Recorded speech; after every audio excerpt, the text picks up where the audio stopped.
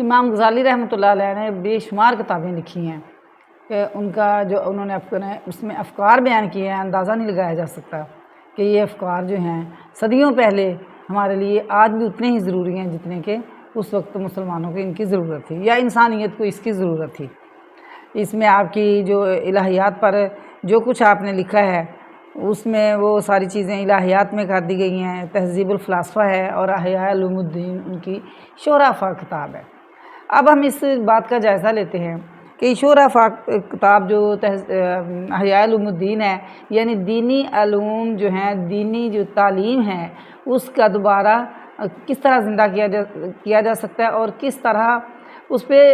Apply اس کو اپنی زندگیوں میں اسلام کو کس طرح کر سکتے ہیں، یہ انہوں نے بتایا۔ پہلے اس کی ریزنز بتائی ہیں، مسائل بتائیں، تو اس کے بعد اس کی حل بتایا۔ اس میں انہوں نے جو معاشرے کے مختلف طبقات ہیں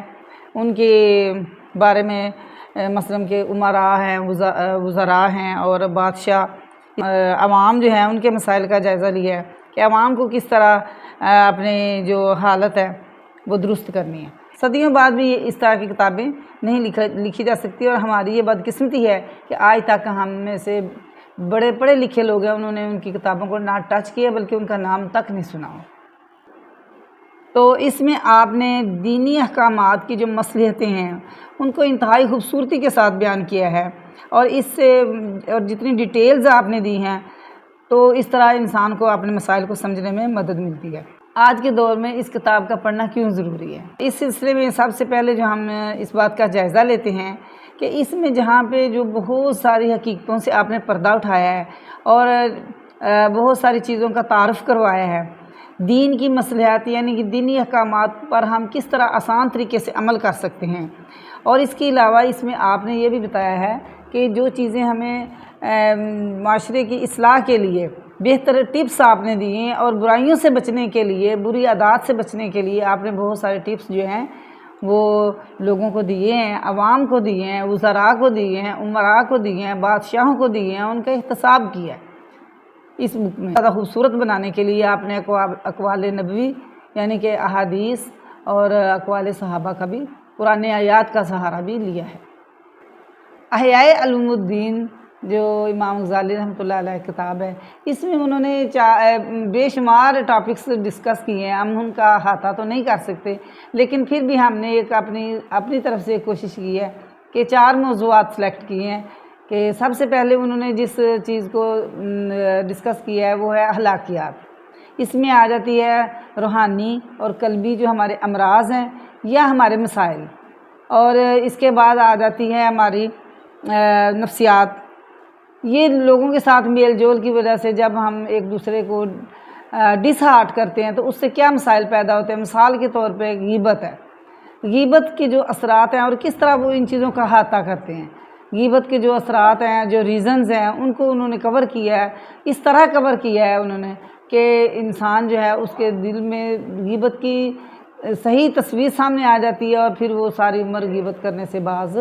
آ جاتا ہے۔ دوسرے نمبر پہ جو ہے وہ آپ نے ڈسکس کیا ہے اصلاح و تربیت کو، اور تیسرے نمبر پر احتساب و تنقید کو۔ معاشرے کے مختلف 3 طبقات ہوتے ہیں، عوام،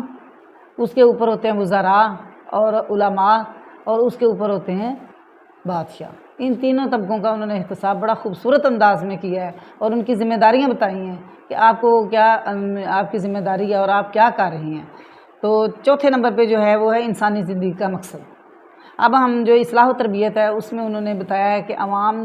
اور جو معاشرہ ہے اس کا مزاج جو بگڑا ہوا مزاج ہے، اس کو کس طریقے کے ساتھ، کس جان فشانی کے ساتھ، اسی طرح ہم نے کوششیں کرنی ہے جس طرح کہ نبی کریم صلی اللہ علیہ وسلم کو کوشش کرنی پڑی تھی، پھر اس معاشرے میں جا کے کوئی خوبصورتی پیدا ہوگی۔ تو ان احتساب اور تنقید میں امراء جاتے ہیں کہ بادشاہ جو ہیں ان کے پاس جو مال ہے وہ زیادہ تر اس کا جو حصہ وہ حرام مال پر مشتمل ہے، اس لیے اور جہاں پہ وہ خرچ کرتے ہیں اگر ان کو پتہ چل جائے کہ یہ انسان جو ہے ہمارے لیے، جیسے وہ اپنے جو مداح خواہ ہوتے ہیں اور علماء سوء ہوتے ہیں ان پہ خرچ کرتے ہیں، اگر ان کو پتہ چل جائے کہ یہ ہمارے لیے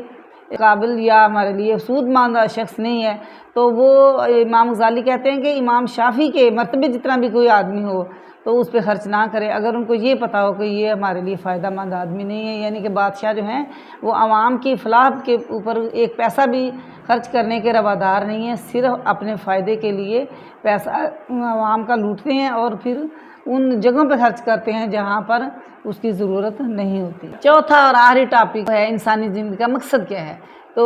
انسانی زندگی کا مقصد یہ ہے کہ اللہ تعالیٰ کی رضا کا حصول، اور اس کی رضا کی خاطر جو بھی ہم نیکی کے کام کرتے ہیں وہ اس کی رضا کی خاطر کیے جائیں تو وہ کامیاب انسان ہے۔ اور یہ ہم نے دیکھا ہے کہ بہت سارے لوگ جو ہیں وہ کچھ جا مرتبہ حاصل کرنے کے لیے کوئی ادھر رفاع عامہ کے کام کرتے ہیں، وہ اس طرح کے جو نیکی کا کام ہوتے ہیں نیکی نہیں بلکہ وہ دکھاوا ہوتا ہے۔ تو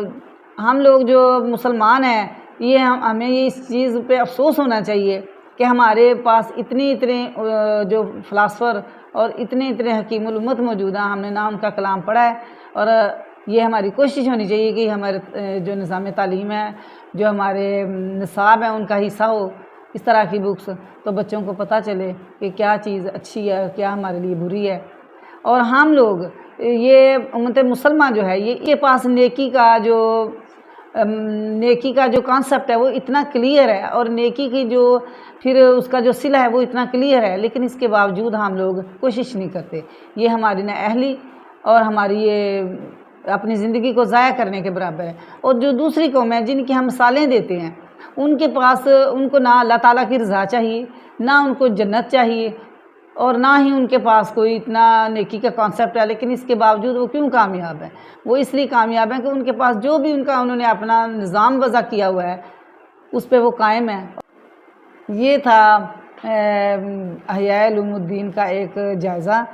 اور اس کے موضوعات کو ہم نے کوشش کی ہے کہ ان کو گفتگو کے اندر شامل کیا جائے، اور ان چیزوں کی عوام کو یعنی ہم مسلمانوں کو آج کل شدید ضرورت ہے۔ ہمارے مسائل جو ہیں اس زمانے سے کم نہیں ہیں، اس لیے ہمیں ان کتابوں کا مطالعہ کرنا چاہیے اور اپنے بچوں کو پڑھانی چاہیے اور اپنے گھروں میں رکھنی چاہیے اس طرح کی بکس، تاکہ ہمارے بچے جو ہیں وہ ان چیزوں سے مستفید ہو سکیں۔ That's all.